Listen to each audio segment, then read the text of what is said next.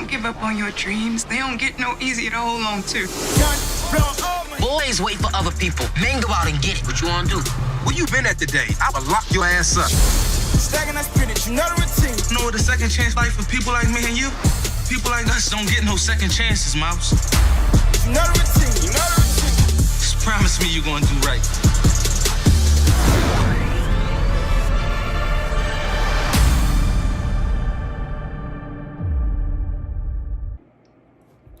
What's going on, everybody? I'm here to do a review for the movie Charm City Kings, and I have to give a big shout out to Versatile Legacy for sending this film to me, because I don't know if there was any other way I was going to be able to watch it, because I do not have HBO Max. There's too many streaming services coming out right now, and that is what the movie is exclusively on right now. It was supposed to have a theater release in April, but of course, you know, the pandemic happened and everything got pretty much mixed around, and HBO Max decided to distribute it on its streaming platform, which it just went to streaming, I think, earlier this week. And let me tell you something right now. I could almost honestly say that this movie right here, excuse me, has Oscar potential, and I'm not even over exaggerating it. It was really, really good. I really enjoyed it because of the messaging behind it, and it's something that a lot of black boys could look forward to, like, actually watching. I actually, right towards the end of me watching the movie, which just ended right now, put on Twitter, I said every black boy needs to watch Charm City Kings. Like, if you are a minor black boy living in America right now, you definitely need to watch it, because this movie is specifically geared towards them. So basically, the movie is about this little boy his character name is Mouse, at least that's his nickname, growing up in Baltimore and pretty much like the hoods of Baltimore, and he basically has this infatuation with, you know, dirt bikes and riding like motocross style bikes and ATVs and everything like that, because that's what his brother was into. Unfortunately, his brother had died, not in the movie, he died off screen, and he basically, you know, saw him as a hero in his eyes, and he just basically wanted to be just like him.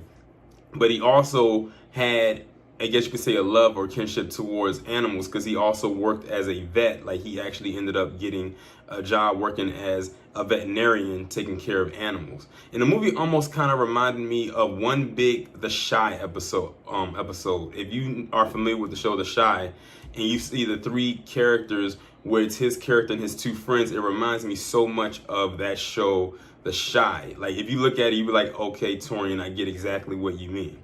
Teyonah Parris played in this movie as well. If you're not too familiar with her, she played in that movie Dear White People. She was also on the show Survivor's Remorse, and she's going to be playing Monica Rambeau in the upcoming WandaVision streaming show, which is a part of the MCU, which is going to be on Disney Plus coming on at the end of the year. A very talented actress, and she killed her part. It was one part in particular where, well, first off, she plays the mother to Mouse. She basically plays a single mother to him and his younger sister. And it was one scene in the movie, and I don't want to spoil it for anybody who does plan to watch this movie, where she has a confrontation with Mouse in his room when she finds something there that kind of raises her antennas. And that scene right there sent chills through my spine. Like I said, like, if there was Oscar potential for this movie, I could definitely see her getting a Best Supporting Actress nomination for sure.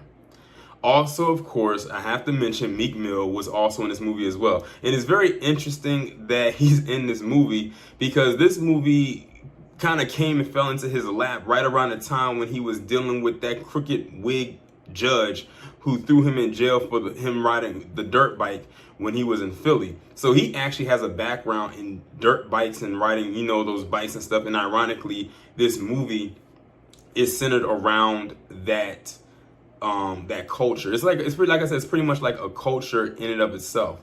And his character's name was Blacks. He was basically the leader of this bike group named the Midnight Clique. And he basically, you know, is out on parole. He's working inside of the garage where the Midnight Clique hangs out at, and he's pretty much like, you know, getting his life together. He's not the same person that he used to be, and you can kind of see that dynamic as the movie progresses from when you first see him in the movie to where you see him much later on. And to my knowledge, I think they said Meek Mill only shot 1 week for this movie.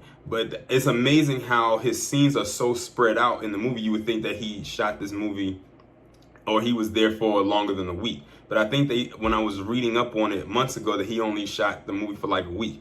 And I actually remember when they were actually doing casting calls for this movie, because the movie was shot completely and entirely in Baltimore, which is one thing that I did love about the movie. That when I heard about it called Charm City Kings, I said Charm City, Baltimore. That's instantly what I think of, because in case y'all don't know or don't live anywhere near, the Charm City is also known as Baltimore as well. And they literally nailed the Baltimore landscape, even down to the actors and how they pronounce certain words, because there's certain things that people from Baltimore say and their accent comes through, and they nailed it. And because I don't think any of these actors are from the DMV. I could be wrong, but I think most of them are from outside of the area or outside of Baltimore, where they pronounce certain words a certain way. And I was waiting to hear, for them to say it. And every actor, when they said certain words, they said it just like that. So I like that they kept the authenticity there. It was even a one part in there where they kind of did like a, I guess you could say like a little plug in there towards, or a little nod, that's a better word for a nod towards the Wire, because the main character in one of the scenes when he was walking down the street and crossing the street at the corner, he had on a shirt that had 4 pivotal characters' names from The Wire on it, and I picked up on that instantly. So I like how they kind of threw that in there. I actually found out that this movie was directed by this guy named Khalid Pinkett, and if you don't know who he is the brother to Jada Pinkett Smith. And as we know, Jada is from Baltimore, so he's from Baltimore, so that makes it even more authentic that you have a director who's from the same place, and is which they shot this movie at. Also, it was like a coming of age story. You have these 3 boys who basically want more out of life, but they do it kind of in a very unorthodox kind of way. They're basically trying to grow up so fast without actually allowing themselves to be kids.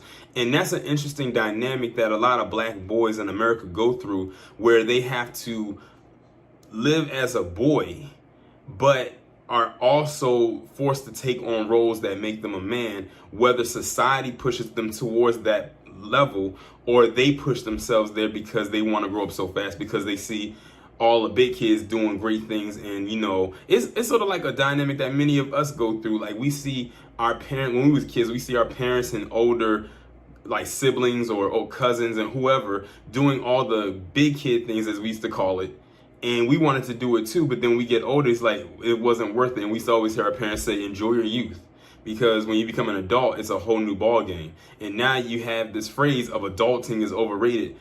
And trust me, it is, because when life hits you, it really does hit you. So that's why you pretty much enjoy your youth. I think that's one of the biggest messages and takeaways of this movie, is that you need to basically, it's like stay in a child's place. Don't be so fast and quick to grow up, and allow yourself to allow time to just push you, like gradually push you on by, and don't be quick to do and run into adult things, especially since you can get into that life and it may be hard for you to get out of it. Good luck if you can, but there might be some things that come across your way that'll force you to stay there, as you will see in this movie. But I would definitely highly recommend this movie. This movie was very, very good. It's about 2 hours long, but it was a very good film overall. Like I said, I highly suggest that if you are a parent and you have a black son, definitely watch this film with them, and you have a discussion with them about it as well, because it's definitely thought-provoking. It had all the elements there. It had drama. It had a lot of drama. Comedy isn't there, and there's going to be some parts in there that's probably going to make you tear up. I'm not going to tell you what parts that happened at. You just got to go ahead and watch the movie. But all in all, Charm City Kings was a very good movie. I wish it had got more promotion even before the pandemic had hit. And a little interesting fact before I end this review, I actually had got some, I guess you can say, emails to actually submit for this movie to do some background work, but unfortunately at the time my schedule was so wrapped up that I would not be able to commit to doing this. So if I was able to put a hole in the schedule at the time, y'all probably would have seen me in there somewhere. What I would have been doing, I'm not entirely sure. And it's always a good thing when you can have films shoot around this area, because it's not like it's Atlanta, it's not California. So when you get the opportunity for something like this to come to the Baltimore or the DC, Maryland, and Virginia area, it's definitely good to hop on those type of things, because there's some good projects that might come your way. But you know, it is what it is. But it's not like it's the end of the world. And at this point right now with this pandemic, we are pretty much at a standstill as it stands anyway. But y'all let me know what you think about this down in the comments, and I'll talk to you in the next one.